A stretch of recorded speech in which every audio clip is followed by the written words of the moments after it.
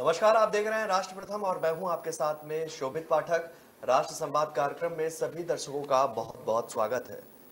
राजस्थान में जिस तरीके से कांग्रेस पार्टी के अंदर घमासान मचा हुआ है वो जग जाहिर है और एक नया बयान जो है अब सुर्खियों बटोर रहा है। वो सुर्खियां ये बटोर रहा है कि एक नारे पर विवाद मच गया है। लगातार जिस तरीके से कांग्रेस पार्टी अशोक गहलोत समर्थक हो चाहे वो सचिन पायलट समर्थक हो, उनको लेकर आपसी टकरार जो है वो लगातार देखते हुए बन रही है। और इसी मुद्दे पर हम सीधे चलेंगे हमारे नेशनल एडिटर मयूर जानी जी के पास। जिस तरीके से सर राजनीतिक उठापटक देखने को मिल रही है कांग्रेस के अंदर और अब एक नारे का विवाद भी लगातार गहराता हुआ दिख रहा है, क्या है वो पूरा विवाद? देखिए, राष्ट्रीय संवाद में हम आज इस मुद्दे पर संवाद शोभित भाई इसलिए कर रहे हैं क्योंकि हम कांग्रेस की यात्रा जो है भारत जोड़ो उसको तो कवर कर ही रहे हैं, सब लोग कर रहे हैं, हम भी कर रहे हैं ऑब्वियसली। पर हमारा डे वन से एक टेक रहा था उस पर। जब हमने उनकी यात्रा का अच्छा रिस्पांस देखा तो हमने उस समय कहा भी था कि हो सकता है शायद हमने कुछ थोड़ा जल्दबाजी में बोल दिया हो। लेकिन फिर अब ये जो नारे की बात आती है राजस्थान से, तब हमको लगता है कि नहीं, शायद हम जो सोच रहे थे कांग्रेस की फितरत के बारे में वो सही सोच रहे थे। क्योंकि इसका कारण ये है कि अभी सबसे पहले तो एक काम करते हैं शोभित भाई, पहले वो जो मंच से जो उद्बोधन किया गया है जिसमें एक तरह से डांट फटकार लगाते हुए सभी लोग जो आए हैं वहां सुनने के लिए उस सभा में, उनको क्या जोर से सूचना दी गई, पहले तो ये देख लेते हैं, ये दिखा देते हैं दर्शकों को। उसके बाद फिर इस पूरे वाक्य पर उसका अर्थ क्या निकलता है उस पर फिर हम लोग बात करते हैं। तो पहले ये एक जो है इसको सुन लीजिए आप। दो नारे मैंने बताए हैं, राजीव गांधी अमर रहे, अशोक गहलोत जिंदाबाद। तीसरा कोई किसी का नारा नहीं लगाएगा। तीसरा नारा लगाना है तो उठ के जा सकता है, फिर मुझे दोष मत देना। बीच में कोई भी नागर का भी नारा नहीं लगाएगा। अगर किसी ने नारा लगा दिया पुलिस वाले उठा ले जाएंगे, बंद कर देंगे, सरकारी केस लग जाएगा। केवल आपको ताली बजानी है, ताली बजानी है बस। नारे केवल दो ही लगेंगे। अपने फोटो को कोई भी न्यूसेंस करे, इशारा करो तत्काल। गलती से पड़ोसी गलती कर दे, पड़ोसी न्यूसेंस कर दे, और जिसने गलती नहीं करी वो लपेटे में आ जाता है। इसलिए इस बात का ध्यान रखें। आज तक 24 साल में कभी कोई किसी कार्यक्रम अनुशासनहीनता होती नहीं है, मैं बर्दाश्त करता हूं। तो देखिए शोभित जी, आपने अभी देखा, दर्शकों ने भी जो है इसको पूरा देखा होगा। ये राजीव गांधी और अशोक गहलोत दो के नारे लगने हैं जी, और किसी का नारा नहीं लगना है। अगर लगा तो फिर जो भी कार्रवाई होगी उसके जिम्मेदार आप लोग होंगे, और पुलिस कार्रवाई की भी उसमें बात की जा रही है।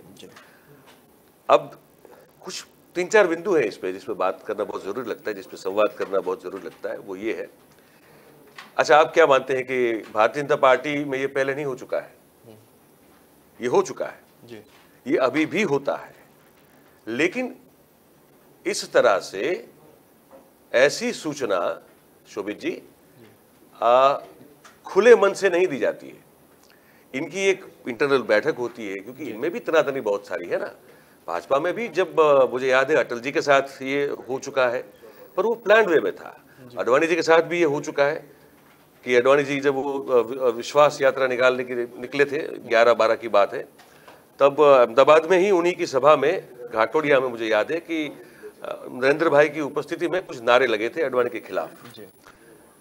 वहां हर चीज जो है प्लान के साथ होती है, और अगर नारे लगाने हैं किसी के खिलाफ तब भी वो सूचना जो है वो गुप्त रूप से बंद कमरे में दी जाती है, और अगर किसी के नारे नहीं लगने ये स्पष्ट सूचना देनी हो तब भी वो एक वो पूरा एक कंट्रोल रूम होता है, वहां दी जाती है। कांग्रेस कभी इस मामले में कभी जो कुछ सीख नहीं पाई है कभी। अब देखिए वहां एक चीज चल रही है, अभी जैसे हम बात कर रहे थे, कल भी हम बात कर रहे थे एक मुद्दे पर कि अगर अशोक गहलोत कांग्रेस के राष्ट्रीय अध्यक्ष बनते हैं तो उनको हो सकता है कि राजस्थान की कुर्सी जो है सीएम पद की वो खाली करनी पड़ेगी। अब ठीक है, अब क्या वो अपने किसी चेले को सौंप के जाते हैं या सचिन पायलट को देते हैं, ये बड़ा सवाल होगा। हम तब कह रहे थे कि वो बड़े सुलझे हुए पॉलिटिशियन है और हो सकता है कि ऐसी गलती ना करें कि कांग्रेस में एक और रिवोल्ट हो जाए और कांग्रेस जो है जो जोड़ने की कोशिश हो रही है उसमें फिर से जो है को निष्फलता मिले, विफलता मिले, कांग्रेस और टूट जाए। तो ये जो भारत जोड़ो यात्रा से अगर इसको हम जोड़ के चले, तभी भी हमने चिंता एक तरह से जो है इनके लिए व्यक्त की थी कि ये भारत तो जोड़ने चले हैं, लेकिन क्या कांग्रेस को टूटने से वो रोक पाएंगे?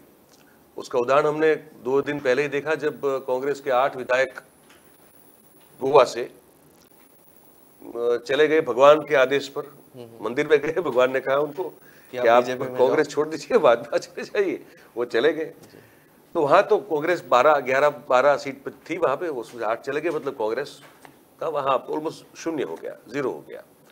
अब यहाँ राजस्थान जो है वो बहुत महत्वपूर्ण स्टेट है कांग्रेस के लिए, क्योंकि मध्य प्रदेश, राजस्थान, छत्तीसगढ़ जीते थे। छत्तीसगढ़ बड़ा छोटा स्टेट है, उनके हाथ से चला गया, वो ज्योतिरादित्य सिंधिया को संभाल नहीं पाए, और सचिन पायलट भी उस राह पे उस समय चल पड़े थे, लेकिन कैसे भी करके उनको रोका गया। अब अगर ये नारा, ये जो हम वीडियो देख रहे हैं हमारे पास है, तो ऑब्वियसली ये बहुत वायरल हुआ है राजस्थान में, और इसकी इस तरह की जो बात मंच पर से की जाती है, उसकी फिर गूंज जो है वो दूर तक जाती है। और सचिन पायलट ऑब्वियसली इस चीज से बिल्कुल खफा हो सकते हैं, और होना भी चाहिए कि भाई वो भी एक बहुत बड़े नेता है। राजस्थान कांग्रेस में सिर्फ अशोक गहलोत ही तो एकमात्र नेता नहीं है बड़े, सचिन पायलट भी बहुत बड़े नेता है, उनका भी बहुत बड़ा फॉलोइंग है, और खास कर विशेष रूप से मैं बताऊं यूथ जो है वो उनका बहुत बड़ा फॉलोअर है।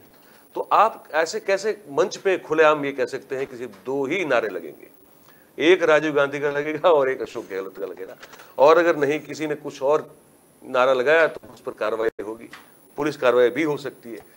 तो ये जो धमकाने का तरीका और खुले मंच से बोलने का तरीका है, वो एक रूप से ये मान सकते हैं कि सचिन पायलट को कोने में, हाशिए में धकेलने का काम अभी से वहां पे शुरू। अब ये अशोक गहलोत की सूचना पे हो रहा है, या उनके चेले चपाटे चमचे जो हैं वो उनको अपने आप को अच्छा दिखाने के लिए कर रहे हैं, ये अब एक सवाल हो सकता है। क्योंकि अशोक गहलोत जब 2017 में प्रदेश प्रभारी हुआ करते थे कांग्रेस के गुजरात में, हम उनसे बहुत बार मिले थे, हम बैठे हुए उनके साथ बातचीत हमारी होती है, इंटरव्यूज भी हमने किए हैं, वो लगे, लेकिन ऑफ द रिकॉर्ड भी हम बहुत उनके साथ बैठ के बात की है हमने।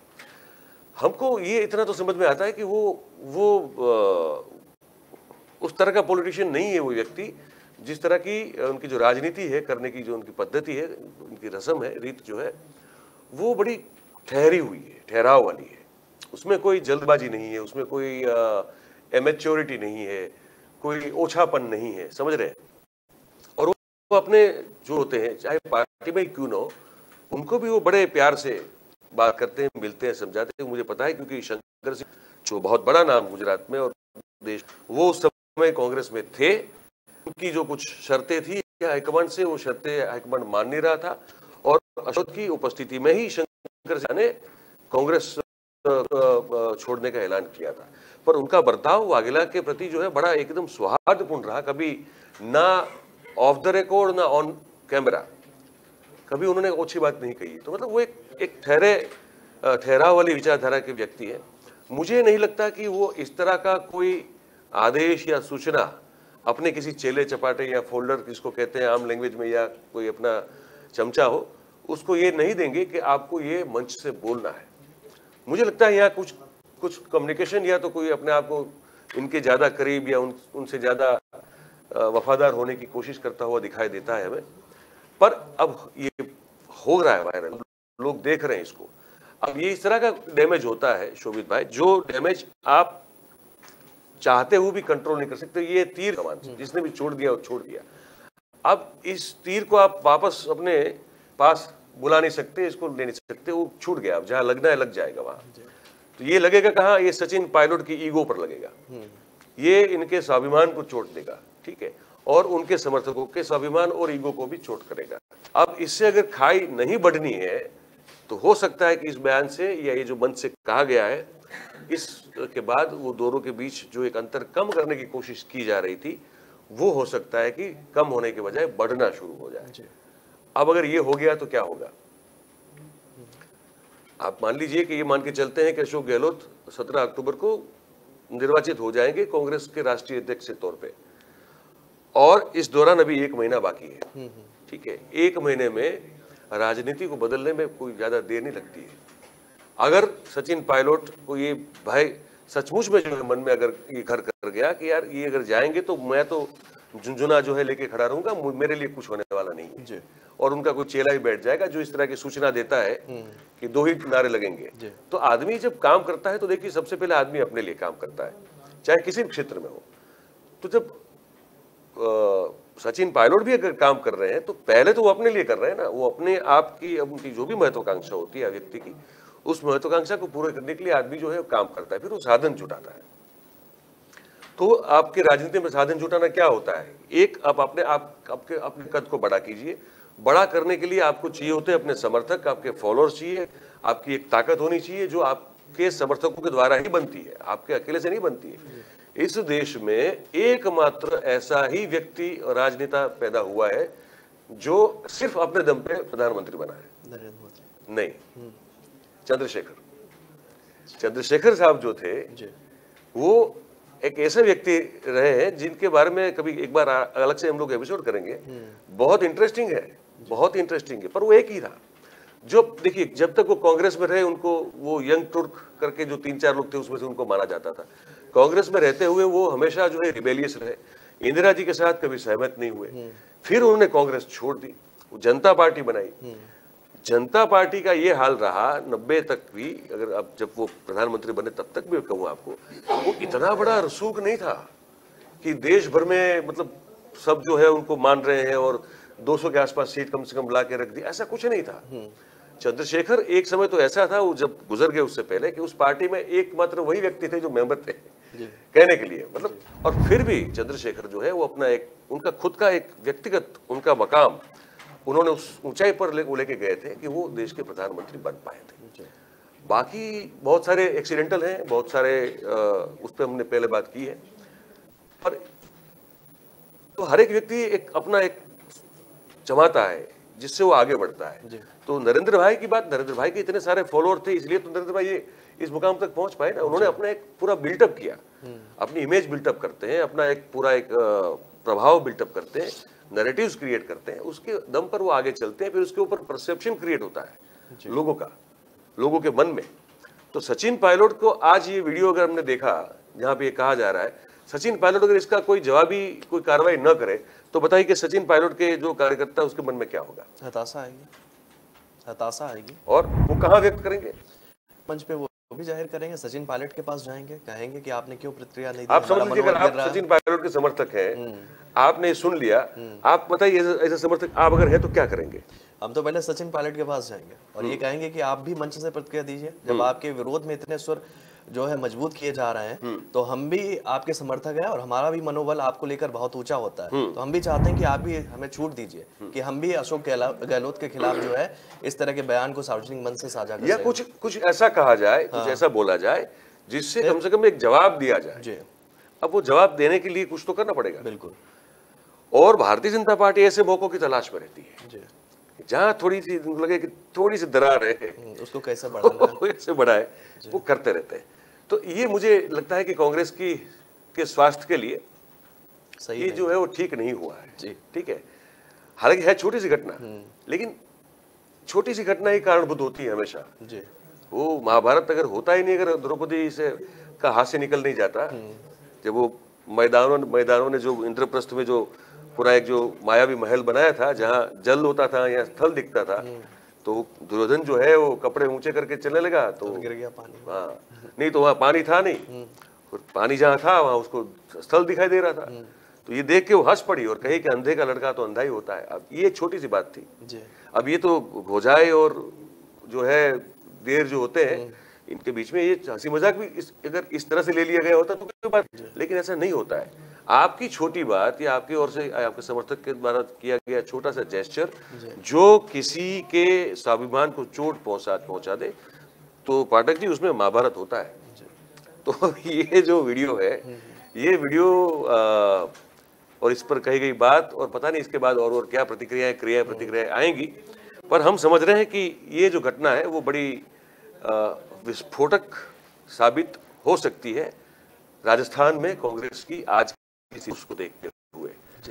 तो जल्दी से भारत जोड़ने के साथ साथ यहाँ जो टूट फूट हो रही है इसको भी जोड़ने उसको भी जोड़ने की कोशिश की जाए, अदरवाइज कांग्रेस जो है फिर हाथ मलती रह जाएगी, कुछ होने वाला नहीं है।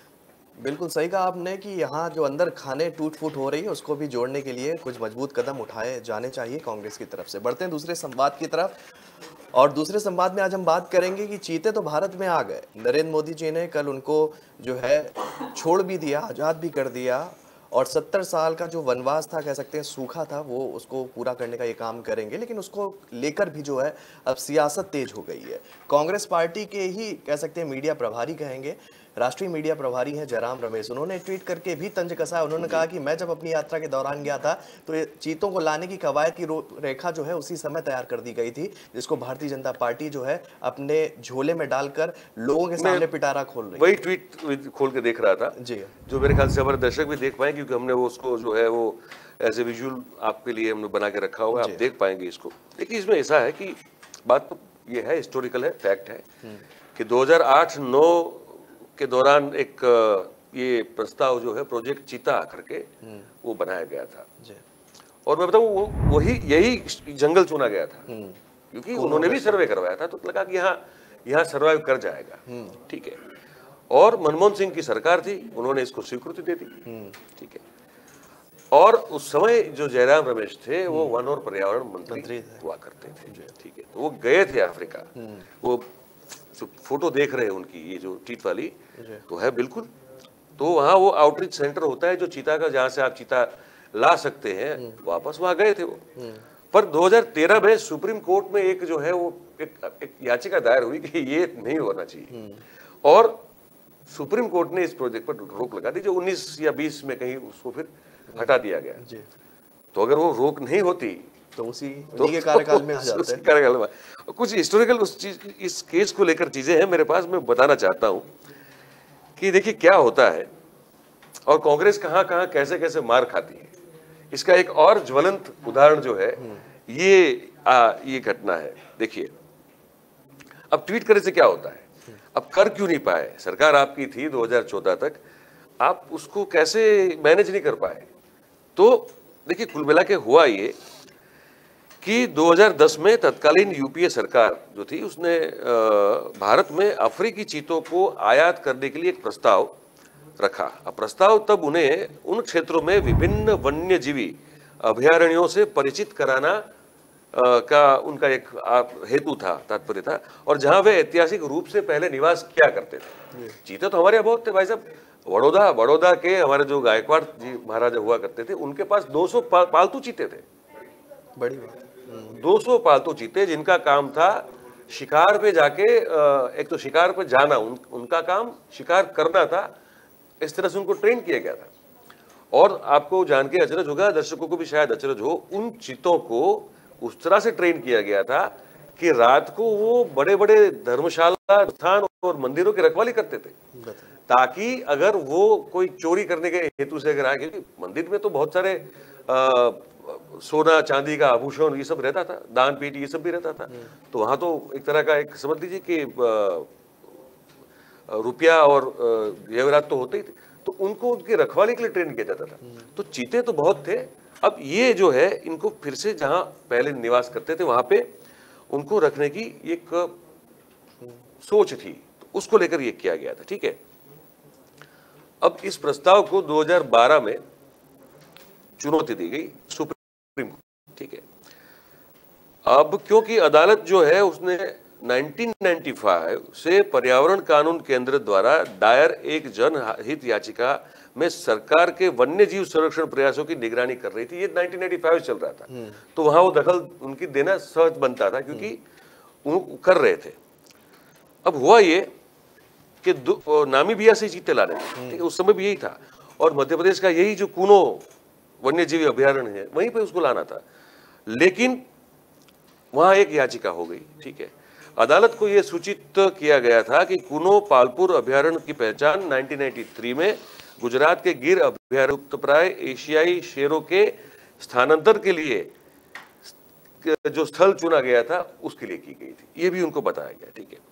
अब तत्कालीन जो एमआई का सिक्योरी हुआ करते थे उस समय के, PS नरसिम्हा नाम था उनका, तो उन्होंने बताया कि पर्यावरण, वन और जलवायु परिवर्तन मंत्रालय का निर्णय है कि नामीबिया से अफ्रीकी चीतों को गिर के शेरों के पुनरुत्पादन के लिए चुने गई ये जो जगह है वहां प्रस्थापित किया जाए। तो शेर चीता पर हमला कर देता है, तो कहा कि जब शेर यहाँ आपको रखने हैं तो चीता सेफ नहीं रहेगा। आप समझे मेरी बात को? तो अब उस समय आप जानते थे शेर को भी जो है यहाँ मध्य प्रदेश में लाने की बात तभी से शुरू हो गई थी, ठीक है। तो इसीलिए जो है अब अगर चीता जहाँ सेफ नहीं है, अब देखिए अफ्रीका में तो चीते भी हैं, शेर भी हैं, सब है, लेकिन क्या उनका हैबिटाट जो है वो एक दूसरे से अलग अलग होता है। वो चीते और लेपर्ड जहाँ शेर होता है वहां आमतौर पर जाते नहीं है, और शेर को अगर पता चल जाए कि यहाँ चीता है तो वो चीते पर हमला कर भी देते हैं और उसके बच्चे खा जाते हैं। ये हम कभी आप देखिएगा तो डिस्कवरी या कहीं भी देख लीजिए, आप देखने को मिलेगा। तो इस चीज पर जो है उनको कहा कि ये नहीं होना चाहिए, ठीक है। तो अदालत ने फिर, सुप्रीम कोर्ट ने सरकार को उस समय पूछा कि आप जो ये पूरा प्रोसेस कर रहे हैं तो क्या इस प्रोसेस में आपने national board for wild life के द्वारा कोई आपने परमिशन या करवाई है या आपने कोई निर्णय उनसे करवाया है क्या? तो फिर उन्होंने इस परियोजना पर पूरी रोक लगा दी, ठीक है। और उन्होंने कहा कि ये कह रहे, कोट अनकोट कह रहा हूं मैं, कोर्ट ने जो कहा था, कोर्ट ने कहा कि इसलिए हम नामीबिया से भारत में चीतों को आयात करने के पर्यावरण मंत्रालय के निर्णय पर रोक लगाने के लिए विवश है, ये शब्द इस्तेमाल किया है, विवश है, जब तक कि हम कूनो अभयारण्य में शेरों के पुनः प्रवेश के सवाल पर अंतिम निर्णय नहीं ले लेते। एक परियोजना जो पिछले 2 दशकों से आयोजित की गई है, तो मंत्रालय को इस मामले पर जो ये NBWFL जो है, national board for wild life जिसको कहते हैं, ठीक है, तो उसके द्वारा किए गए अध्ययन और विचार विमर्श से संबंधित प्रासंगिक सामग्री और निर्णय यदि कोई हो अदालत के समक्ष पेश करने का आदेश देते हैं। इस कारण ये रह गया। अब 1 साल बाद 15 अप्रैल 2013 को सुप्रीम कोर्ट ने भारत में चीतों को आयात करने के लिए वन मंत्रालय के फैसले को रद्द करने का फैसला सुना दिया जी इस पर। तो अब गलती किसकी है बताइए? अब ये फोटोग्राफ डालने से आप बताइए क्या फर्क पड़ता है? कुछ नहीं। आपको जब 2013 में बोल दिया गया कि आप नहीं ला सकते हो, तो उसका आप समाधान जब कर नहीं पाए तब तो आपकी योजना रही नहीं ना फिर। आप समझ रहे मेरी बात को? आपने कुछ चीज इनिशिएट की, पर उस चीज को इनिशिएट करने के बाद आपने जब सुप्रीम कोर्ट कहता है कि नहीं इस मुद्दे पर आप नहीं ला सकते, तो आपकी योजना हम रद्द कर देते हैं। जब योजना ही रद्द हो गई तो बताइए कि आपकी योजना रही कैसे? ही आपने एक बार कोशिश की थी, ये कह सकते हैं कि इसके बारे में कोशिश करने वाले हम थे, ये कह सकते हैं, लेकिन ये नहीं कह सकते कि ये तो हमारा ही था और आपने हमारे पूरे आइडिया और विचार को चुरा कर अब इसको आप जो है अपने आप को आप शाबाशी दिलवा रहे हैं पूरे देश में। ये कहना गलत है, ये ठीक नहीं है। बाकी ये जरूर कह सकते हैं कि हमने कोशिश पहली बार की थी पर कर नहीं पाए। जी चलिए, तो आज हमने 2 मुद्दों को प्रमुखता से उठाया, तो अब समय हो चुका है और हम आपसे इजाज़त भी चाहेंगे। हम दर्शकों को बताना चाहेंगे कि आप देश और दुनिया से जुड़ी हुई तमाम खबरों को हमारी वेबसाइट www.kalamkartavya.com पर भी जाकर देख सकते हैं। तो फिलहाल मुझे दीजिए, हम दोनों लोगों को इजाज़त दीजिए, तब तक के लिए नमस्कार। और न्यूज़ रूम में जुड़िए हमारे साथ। जी।